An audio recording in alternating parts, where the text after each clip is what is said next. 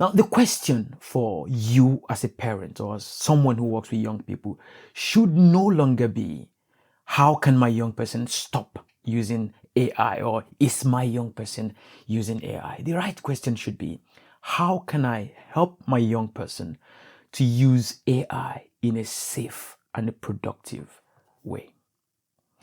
So let's start with the why this is a big deal. A survey conducted by Common Sense Media found that almost 3 out of every 4 young people surveyed were using AI for all sorts of things, homework, and some go as far as using it for very, very personal conversations, trying to use it to replace that human relationship.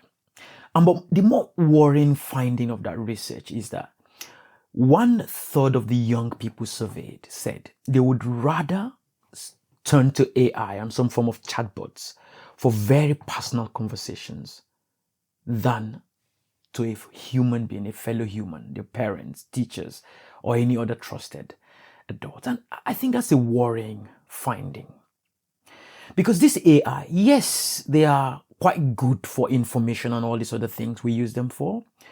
But when it comes to things that has to do with emotion, AI should not be what young people are turning to. So innocent your young person is lying on their bed with their phone, and what would typically come to a parent's mind is, well, they're just spending time chatting with friends, or scrolling, or doing something innocent.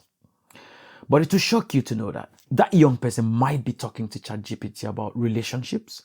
They might be talking to ChatGPT about very distressing situations around, body shaming, bullying, and even as far as conversations around the possibility of suicide, taking their own lives.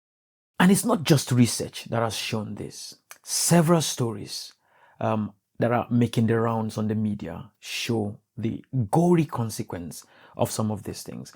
Now, I think it was last week, and that's still a very live development. A young 17 years old American teenager took the life of his mom and his 14 years old younger brother.